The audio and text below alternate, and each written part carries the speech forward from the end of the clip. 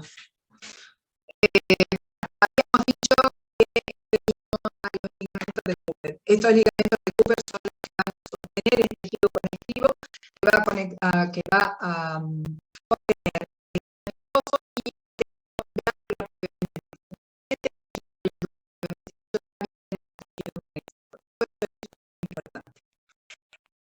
adiposo también lo vamos a tener en la parte posterior por el pectoral. Acá tenemos la aponeurosis pectoral o retroglandular que se encuentra en la parte posterior, y en la parte anterior vamos a tener la aponeurosis anterior. Luego tenemos acá en la parte inferior, haciendo contacto con el músculo en la parte inferior, el surco submamario. ¿Por qué es importante este surco submamario? Este surco submamario es importante por el hecho de que a este nivel se van a hacer algunas operaciones. Por ejemplo, cirugías como las cirugías de implantes, o reconstrucciones o algún tipo de cirugía a nivel de este surco submamario. ¿Se ve?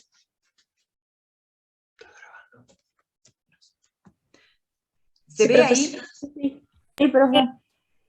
Lo que pasa es que como no los veo, entonces no sé, dar una clase así es tremendo. Bueno. Entonces, hasta acá, ¿alguna duda? Media cortada estuvo en la clase. Continuamos.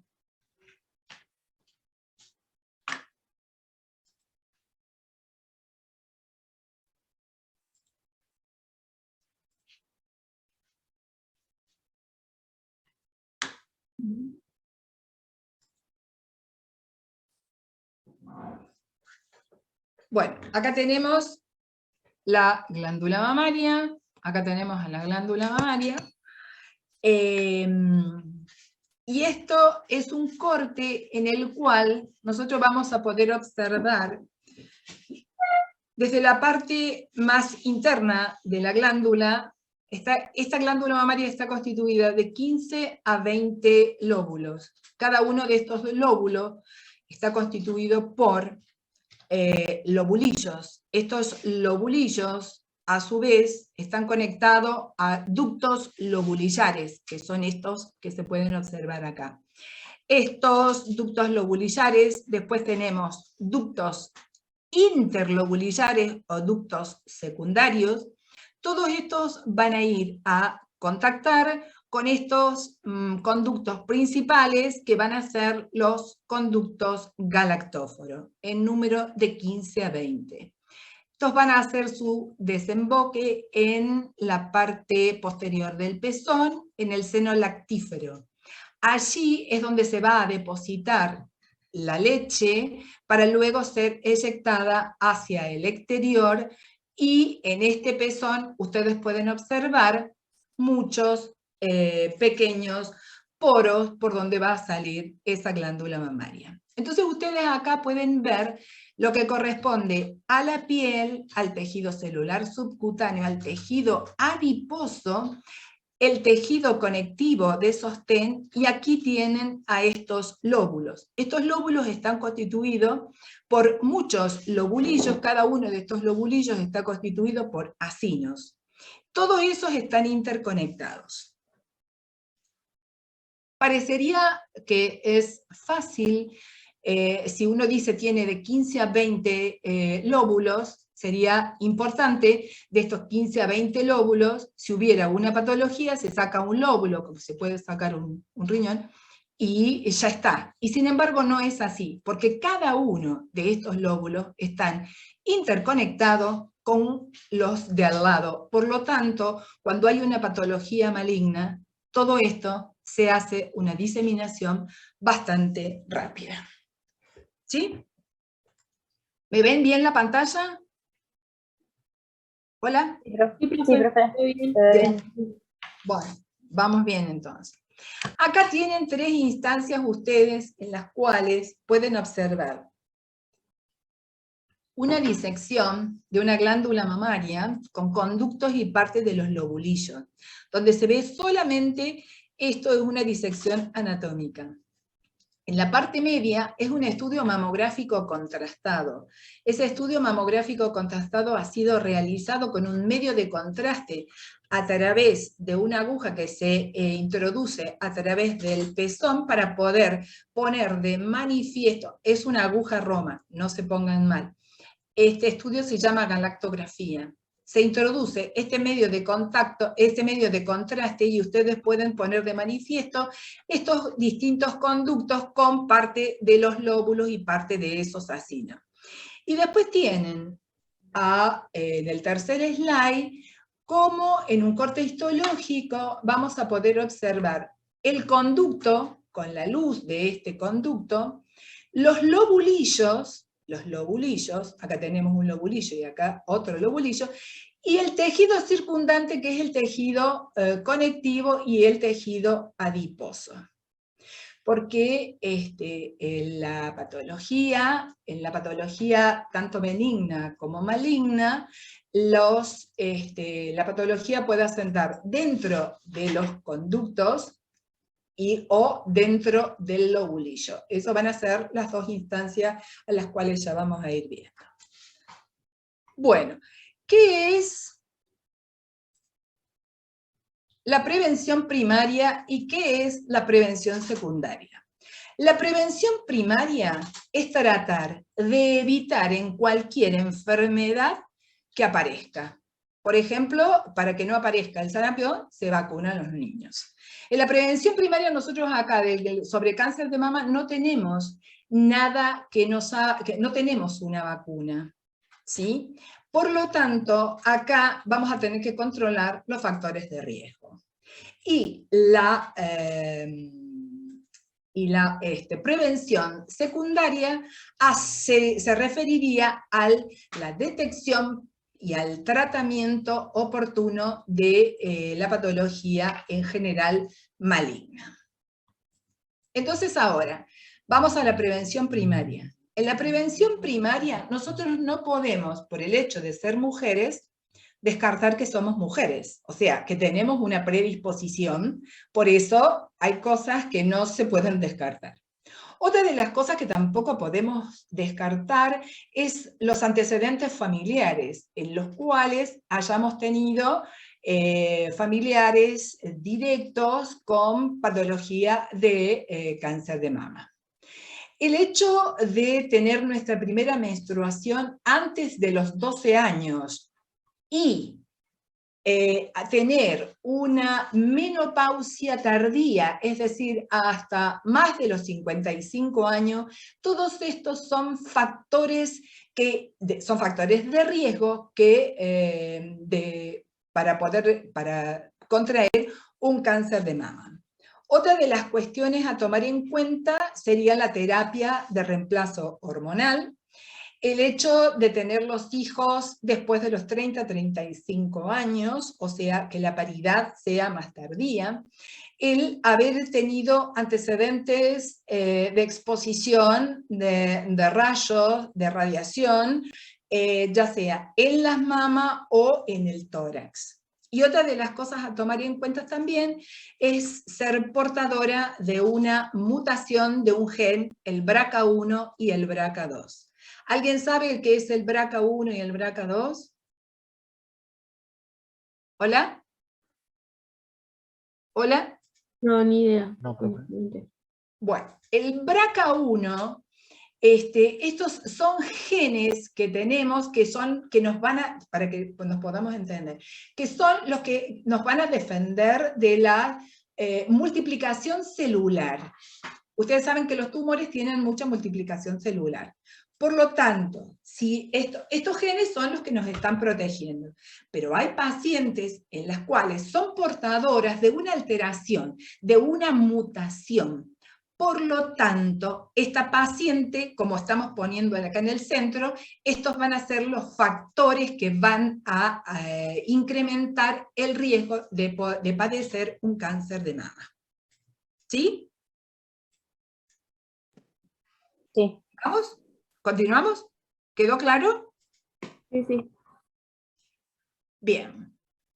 Con respecto a esto de la prevención primaria, está representado este hielo y este iceberg hacia abajo, donde no podemos ver un montón de cosas, que es lo que acabamos de decir.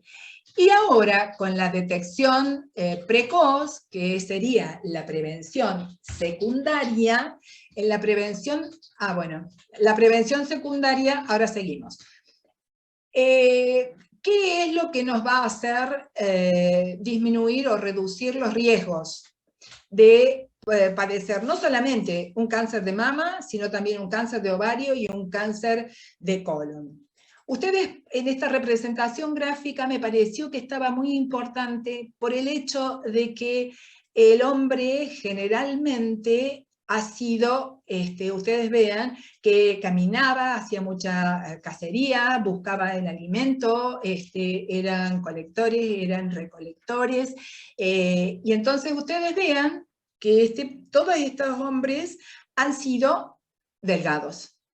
A diferencia de hoy, fíjense este caballero es una persona obesa, está sedentaria, ese sillón, ese control remoto y ese televisor nos está indicando el sedentarismo de este caballero. Y esto está generalmente que aumenta el riesgo. La obesidad es una de las cosas que aumenta el riesgo. Por lo tanto, para reducir estos riesgos, tenemos que, en esta prevención primaria, tenemos que tener la incorporación de hábitos saludables que van a reducir un 40% de las posibilidades de contraer cualquier tipo de cáncer.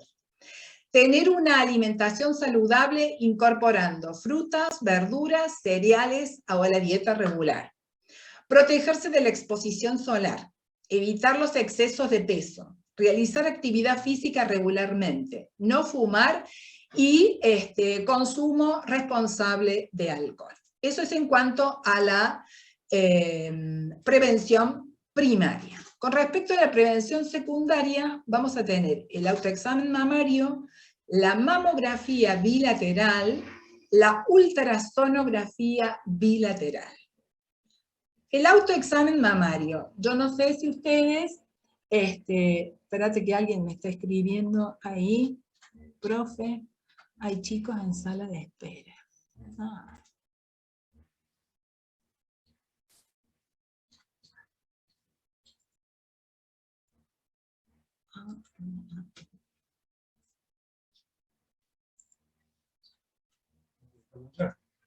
Sí, se supone cómo.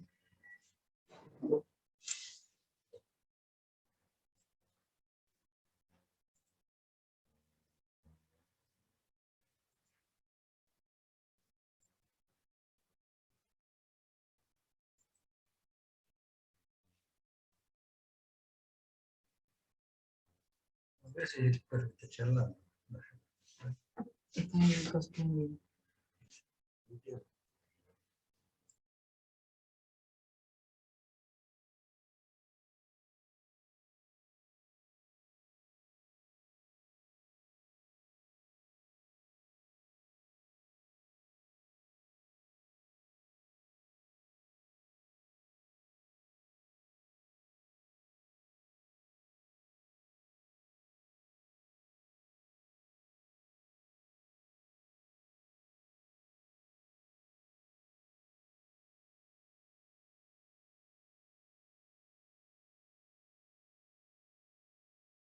Profe, no se está escuchando. No, es que no estoy haciendo nada. Y no podía admitirlo, no sabe cómo. No.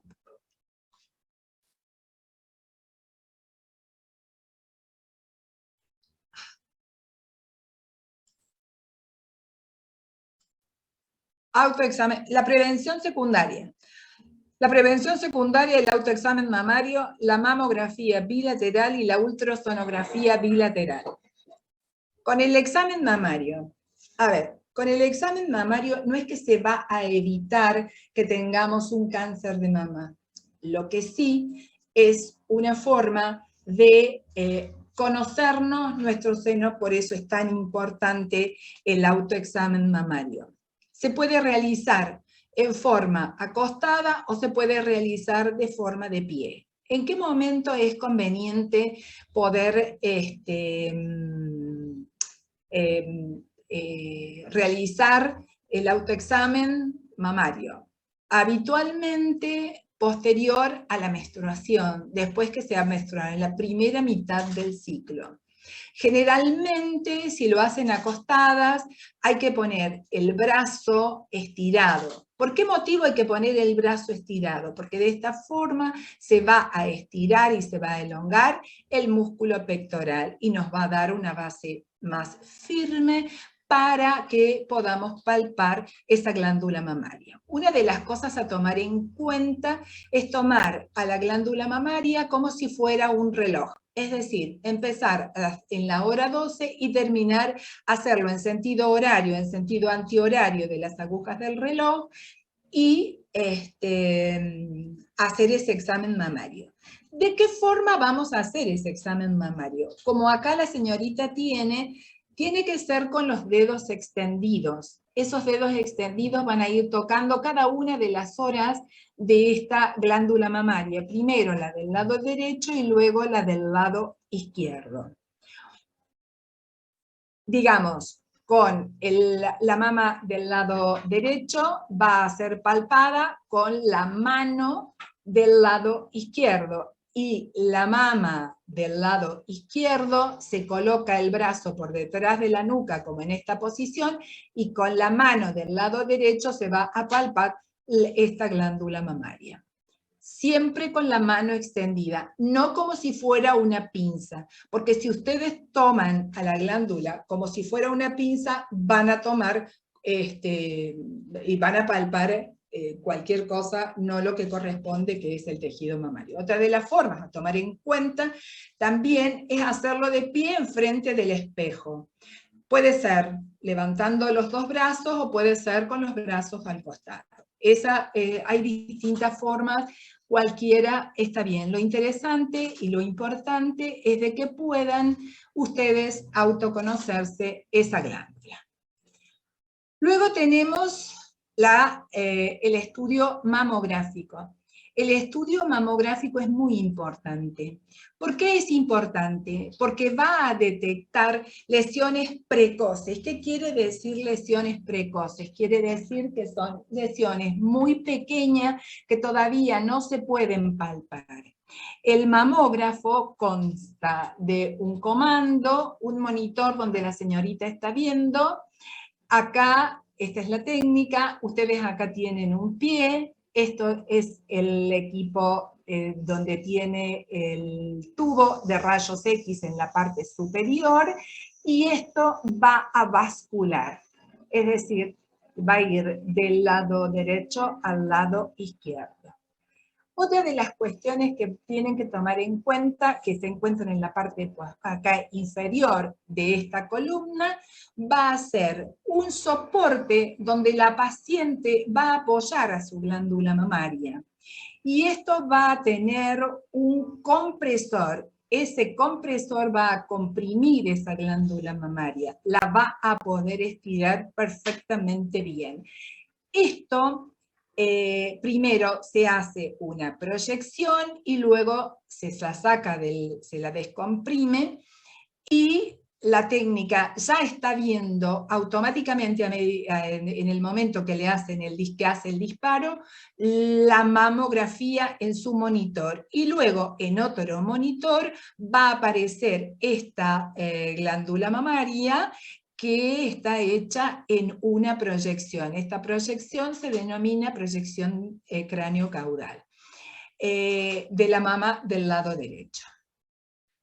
Habitualmente en esta glándula mamaria, en el cráneo caudal, vamos a trazar desde la línea del pezón, una línea imaginaria, hasta la parte posterior, y van a quedar determinados dos cuadrantes, lo que corresponde al cuadrante externo y lo que corresponde al cuadrante interno. Esto, para que lo puedan ver, Esto es lo que correspondería al cuadrante externo y esto es lo que correspondería al cuadrante interno. Luego, ustedes saben que las glándulas mamarias son dos, y por lo tanto se tiene que hacer tanto la del lado derecho como la del lado izquierdo. En 4 posiciones. En la posición de frente y en la posición, así como está esta paciente, que es la posición oblicuo-media lateral, que ahora se las muestra. Bueno, la compresión. ¿Por qué es importante que comprimamos la glándula mamaria? Ustedes observen acá. Esta es una glándula mamaria sin comprimir. O sea, que es como que no tiene un espesor adecuado para poder hacer un buen diagnóstico. Con una buena compresión, todo el tejido, tanto el tejido glandular como el tejido adiposo, como el tejido fibroso, se van a estirar y de esa forma va a disminuir el espesor de esta mama y si hay algún tipo de patología puede llegar a aparecer. Acá yo os traje porque obviamente en todo el mundo está muy de moda los implantes mamarios. Entonces las pacientes siempre preguntan, doctora, ¿se puede hacer un implante mamario y se puede hacer luego una mamografía? Sí, entonces yo se los he traído para que ustedes vean. Esto es lo que corresponde a la piel, al pezón, a la areola y a la parte interna de la mama. Y esto es lo que corresponde al tejido glandular, y por detrás está el implante mamario. Entonces, la técnica, con una técnica especial, que es la técnica de Eklund, se rebate hacia atrás al implante y queda solamente para comprimir la glándula mamaria, como vimos en la anterior, pero previamente con una maniobra, la técnica que obviamente está muy adiestrada, este implante que lo tenemos hacia adelante lo va a rebatir hacia la parte posterior y va a comprimir esta glándula mamaria. Y entonces allí podemos hacer el estudio mamográfico tanto en la proyección cráneo-caudal como en la oblicua medio-lateral. ¿Quedó claro eso? ¿Hola? Sí, profe. ¿Se entendió bien? Sí. Bien. Otra de las cosas que vamos a tomar en cuenta es que acá, tanto en la mama del lado derecho como en la mama del lado izquierdo, es importante, esto es lo que yo les decía recién, lo del reloj. Es la hora 12, 1, 2, 3, 4, 5, 6, 7, 8, 9, 10, 11 y 12. Y tenemos 2 líneas imaginarias que nos van a determinar lo que corresponde a la parte superior y externa, superior e interna. Y luego en la parte inferior es lo que va a corresponder al cuadrante inferior externo y al cuadrante inferior, perdón, este es externo y este es interno, a la zona de la areola y a la zona del pezón y luego a la cola de Spencer o prolongación axilar. Cada una de estas porciones va a ser súper importante porque puede ser asiento de un nódulo. Entonces es importante que cuando el radiólogo lo vea, pueda describir el nódulo, que ya vamos a ver cómo, y determinar si es una patología benigna o si es una patología maligna. Acá tenemos un par radiológico. Esto es las 2 glándulas con las 2 proyecciones, de manera que acá vamos a tener la mama del lado derecho, la mama del lado izquierdo en la proyección cráneo-caudal. Esto es lo que corresponde a la piel, pezón, la piel, al tejido celular subcutáneo y al tejido mamario.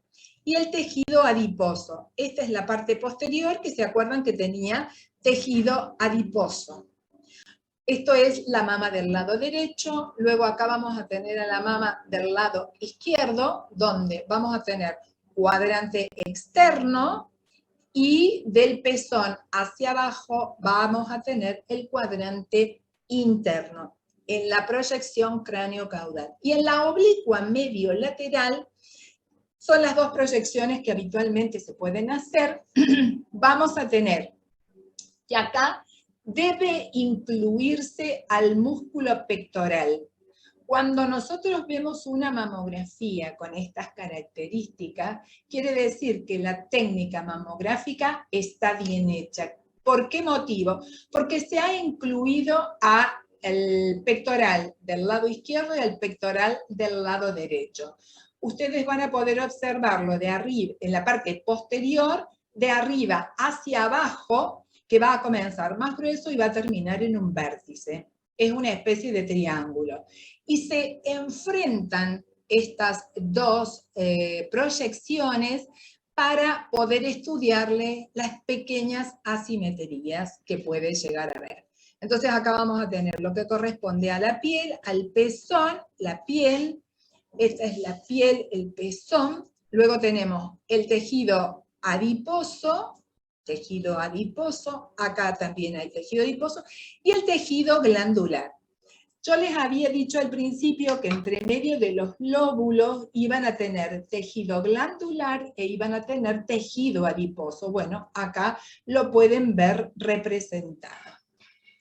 Es importante porque en esta proyección oblicua medio-lateral, que estén bien incluidos los músculos pectorales, por el simple hecho que si este músculo pectoral no está bien incluido en su totalidad, puede quedar parte de esta glándula mamaria fuera del alcance del diagnóstico porque no ha sido incluida dentro de esta mamografía. ¿Se entiende? Entonces es muy importante que el técnico o la técnica que esté dedicado a hacer estos estudios esté muy bien entrenado, porque si no queda fuera del diagnóstico por mala técnica, una tumoración, por ejemplo. Bien, acá tenemos, vamos a empezar con esta. Bueno, acá tenemos las proyecciones cráneo-caudal y acá tenemos oblicuas medios laterales. ¿Qué va a comprender esto? En esta mama es una mama muy opaca. Ustedes ya a esta altura ya saben lo que es opaco, radioopaco y radiolúcido, ¿verdad? Es una mama que tiene el músculo pectoral hacia la parte posterior, la zona retroglandular o prepectoral, lo que corresponde en la parte anterior a la piel y todo el tejido glandular. Esto es una mujer muy joven porque tiene mayor predominio de tejido mamario y tiene escasa cantidad de tejido glandular. A diferencia de esta, donde ya este tejido glandular va siendo reemplazado por el tejido adiposo, entonces ya vamos a ver áreas mezcladas de tejido glandular con tejido adiposo. Esta exactamente igual, y esta ya prácticamente el tejido, son distintas pacientes obviamente, ¿no? Ya esta paciente ha sido prácticamente gran parte de su tejido glandular reemplazado por grasa. Entonces, lo que corresponde a la piel, al tejido celular subcutáneo y al tejido glandular y a la zona retromamaria. Observen ustedes, ahora vamos a empezar al revés. Esta es una mama de una señora mayor, donde prácticamente todo su tejido mamario ha sido reemplazado por tejido adiposo. Acá tenemos una glándula mamaria que tiene tejido adiposo y tejido glandular. Acá tenemos mucho más, es una mujer adulta, y esto es una mujer más joven, donde hay mayor cantidad de tejido glandular prácticamente en todo el contorno mamario, a diferencia de esta. ¿Qué les parece? ¿Dónde será más fácil el diagnóstico de las patologías? ¿En esta mama o en esta mama? ¿Hola? En una mama adulta. ¿Sería esta o esta? En esa. En esta, obvio, porque esa es una mama adiposa, es una mama grasa. Entonces, por ese motivo, va a ser mucho más fácil, a veces no es tan así, pero bueno, en la práctica, que en esta, donde si hay un nódulo, en general, un nódulo o un cáncer, es radioopaco, y la mama es radioopaca, y se va a confundir. ¿Se dan cuenta? ¿Se ubican? Sí, profe. Sí, sí. Ok. Bueno, esta mama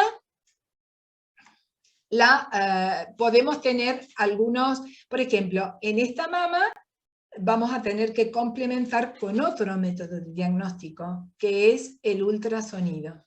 Bueno, y entonces acá tienen la técnica, ya que está informando, esta mama, ¿la observan?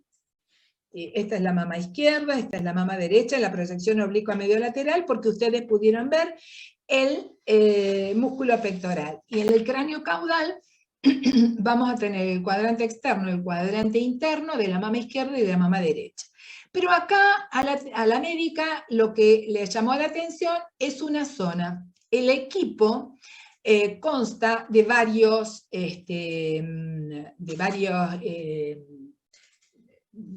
botones con los cuales nosotros podemos hacer diferentes funciones. Entre ellas, por ejemplo, es una magnificación. Allí, entonces, con un pequeño movimiento y hacer un enter, podemos localizar cualquier parte de esta glándula mamaria que nos resulte con algún tipo de sospecha. ¿Sí?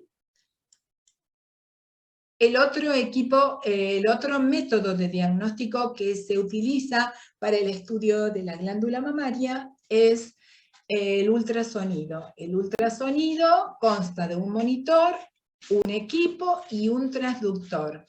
Este transductor generalmente es entre 7 a 12 a 14 megahercios.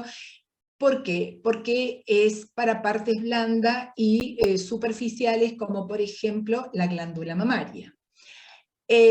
Con este transductor, lo que la técnica vea en esta mama, va a poder verlo en ese monitor. ¿Y qué podemos ver? Podemos observar esta imagen, que es una imagen redondeada, anecogénica, porque adentro no tiene ecos, tiene bordes totalmente definidos, y el ultrasonido, como tiene líquido, puede pasar. Cuando ustedes vean esta parte de reforzamiento posterior detrás de esto, seguramente que esto va a corresponder a un quiste. ¿Sí? Y adentro de ese quiste no vamos a tener absolutamente nada. Otra de las cosas que podemos, bueno, acá tenemos otra imagen de un quiste. Estas dos lesiones son lesiones benignas. Los quistes en general son benignos. Hay diferentes clasificaciones para los quistes, pero bueno, acá vamos a ir a lo más fácil, que es este quiste que se ve anecogénico de paredes totalmente regulares y circunscriptas, donde el ultrasonido puede ser absorbido perfectamente, y esto es lo que se denomina refuerzo posterior, lo que nos va a estar diciendo de que ese es una imagen de tipo quística. Pero después nos encontramos con esta imagen, donde ya sus bordes, como lo ven acá, estos bordes no son totalmente regulares y circunscriptos como esto.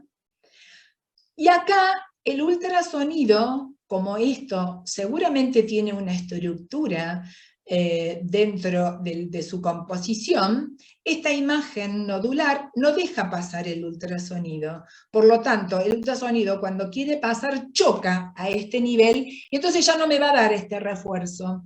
¿Sí? ¿Y qué es lo que vamos a pensar? Bueno, seguimos haciendo corte y hacemos algunas otros cortes tanto longitudinales como sagitales, y podemos estudiar perfectamente bien todo el contorno, los bordes y los márgenes de esta lesión. Y esta es una lesión totalmente sospechosa. Al igual que esta, donde también tenemos contornos totalmente irregulares, es hipoecogénica, no anecogénica, sin ecos como esta, y acá el ultrasonido tampoco puede pasar. Estas dos imágenes son bastante sospechosas, fueron cáncer.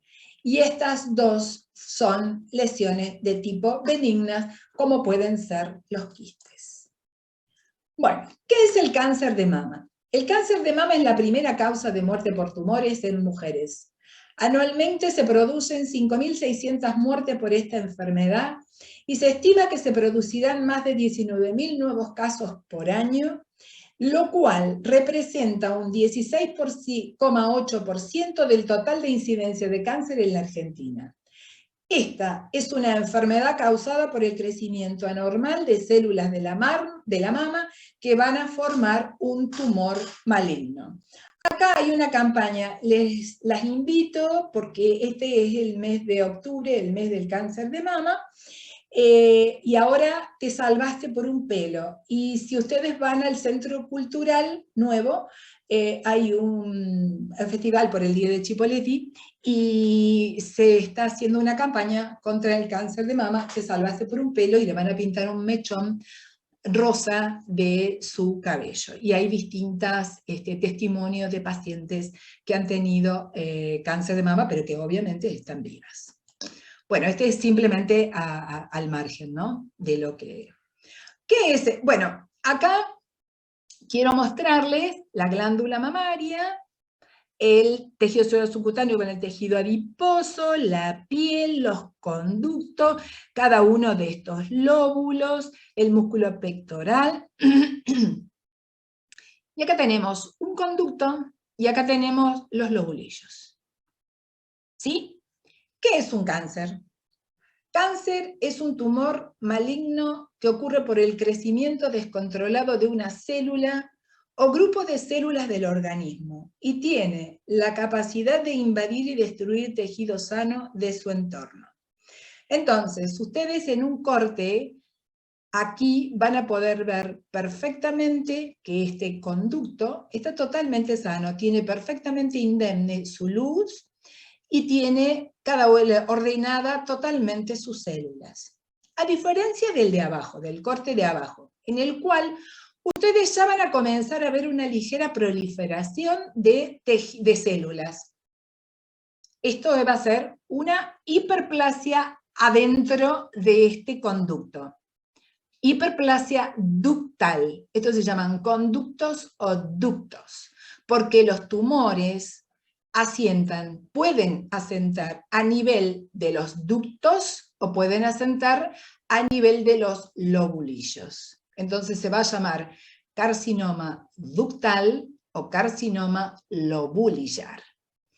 Entonces esto comienza acá ya a haber una desorganización y un desorden. Esto es una hiperplasia ductal. Si esta hiperplasia ductal continúa, seguramente ya se va a comenzar a hacer mucho más intensa y va a comenzar a ocupar esta luz. Pero el borde de este conducto va a continuar perfectamente bien. Esto es un pasito antes, una hiperplasia ductal atípica. A diferencia de esto, donde prácticamente ya acá hay un crecimiento descontrolado de células dentro de ese conducto, y esto es lo que se denomina carcinoma ductal, que todavía está dentro, y esto es lo que se llama carcinoma ductal in situ o infraductal.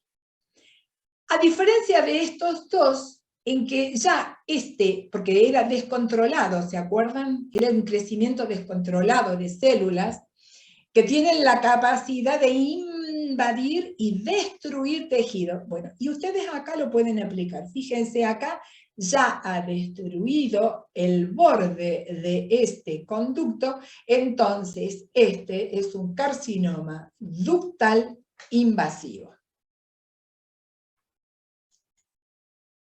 Y acá tenemos representado algunas imágenes.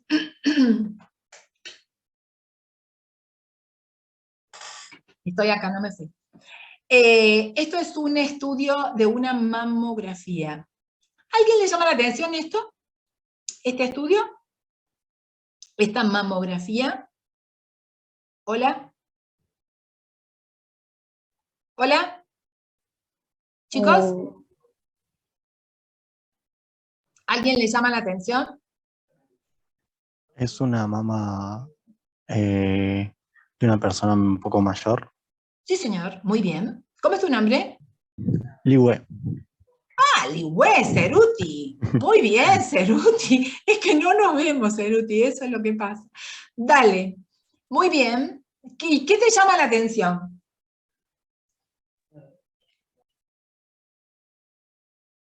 Mira, fíjate esto. Mira qué chiquitito que es. ¿Ves? ¿Ves ahí? Sí, sí. Hay una imagencita muy pequeña, redondeada, densa, que en la mamografía sola no me está diciendo mucho. Tiene bordes regulares, Sería tiene como un quiste 4 a entonces. 5 milímetros, es todo lo que puedo saber, pero yo siempre Claro. necesito saber qué hay adentro de ese nódulo. Y entonces el método complementario que vamos a utilizar es el ultrasonido. Entonces, esta imagencita pequeñita, adentro tiene líquido, y fíjense, ¿por qué tiene líquido? Fíjense cómo el ultrasonido puede pasar y se ve este reforzamiento, esto blanco, que hay por detrás de ese nódulo. Esto es un quiste, Quiste. por lo tanto, nos quedamos tranquilos. ¿Sí? Se ve. Luego tenemos acá un estudio de una mamografía con implantes mamarios. Allí tenemos la mama del lado derecho, esta es la del lado izquierdo, y los implantes mamarios. Los implantes están colocados retroglandular, por detrás de la glándula. ¿Lo ven? Tanto del lado derecho como del lado izquierdo. Y por delante me queda este tejido mamario. Si yo hago solamente esta proyección, por ahí, aquí en este tejido mamario, que tiene bastante esta señora, me puede quedar guardado algo. Entonces, por eso es que en los casos de los implantes mamarios se utiliza la técnica de ECLU, que consiste en correr hacia atrás este implante y hacer solo mamografía de este tejido mamario, de este tejido glandular. ¿Se ve? Tanto de una mama como de la otra. ¿Lo ven? Sí, sí. Sí, profe. Ok. Luego tenemos acá, fíjense por qué motivo puse este estudio. Con respecto a lo que yo decía recién, si este estudio no hubiese ido bien hacia la parte posterior, este pequeño nódulo que es tan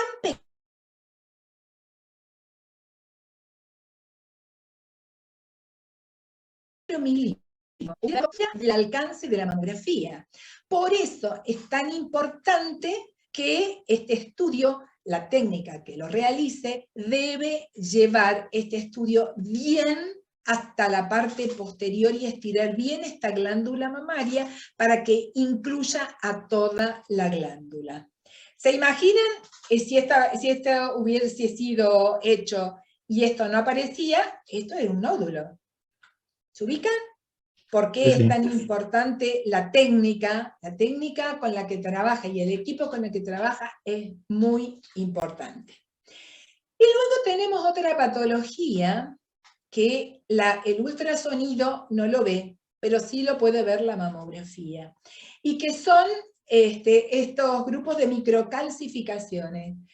Generalmente el 80% de las microcalcificaciones son benignas, pero hay un 20% que, dadas las características, van a ser malignas. Y esto es el diagnóstico precoz, porque aquí estas microcalcificaciones no pueden ser palpables bajo ningún punto, y la que la ha descubierto ha sido la mamografía. Si esa señora no viene a hacerse los controles periódicos, seguramente que estas microcalcificaciones, que fue un tumor maligno, iba a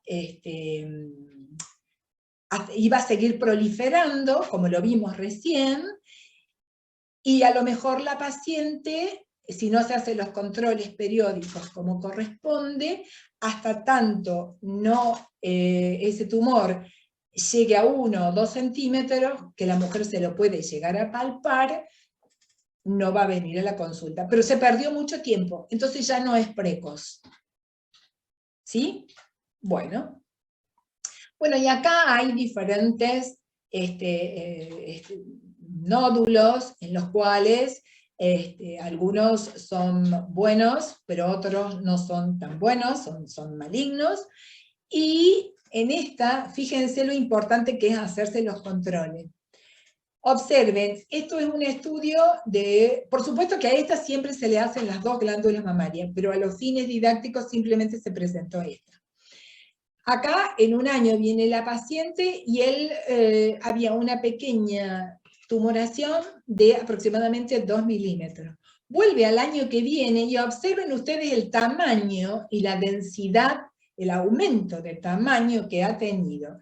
Esto es lo que nos hace sospechar que esto es que puede llegar a ser un tumor maligno. Entonces se hace una radiografía localizada para ver bien y estudiar bien esa zona, se le hace otros estudios y se le hace también el ultrasonido.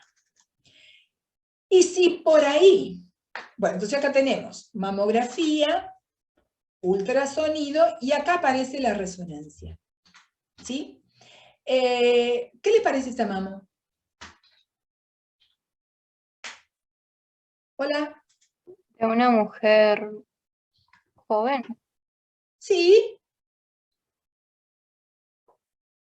Sí, sí. ¿Y qué les llama la atención? ¿Algo les llama la atención?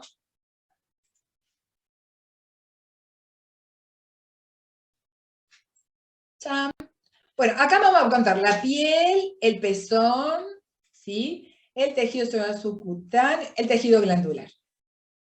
Esta es la zona retroglandular o prepectoral, allí, ¿sí? Pero ¿no les llama la atención esta zonita? Miren. Miren. Claro, allí, sí. allí. ¿Sí? Entonces, esta zonita, esa densidad de contornos irregulares, densa, no tiene forma, no tiene bordes regulares ni circunscriptos. Si lo complementamos con el ultrasonido, observen ustedes, aquí vamos a tener... Y ahí no tienen reforzamiento, entonces sería como un cáncer maligno, ¿no? Claro, no tiene reforzamiento. Muy bien, Liwell. Ahí tenés, o es una imagen hipoecogénica, no es anecogénica, es hipoecogénica, y sus contornos no son regulares, son totalmente irregulares. ¿Lo ven?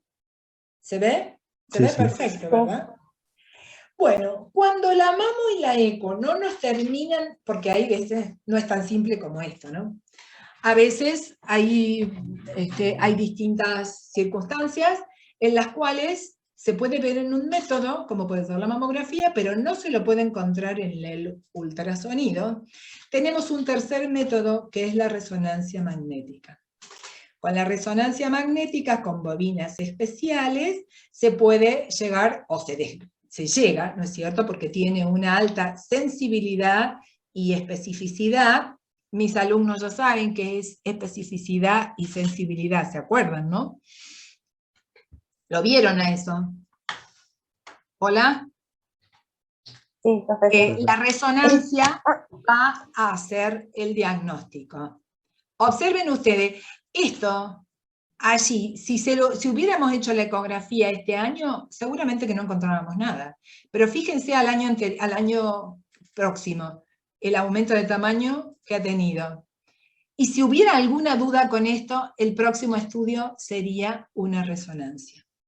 La resonancia se debe hacer generalmente cuando para tumores malignos, para el diagnóstico de tumores malignos siempre debe ser realizada con un medio de contraste paramagnético para que ese medio de contraste vaya a ubicarse en la neoangiogénesis que se producen dentro de esos tumores.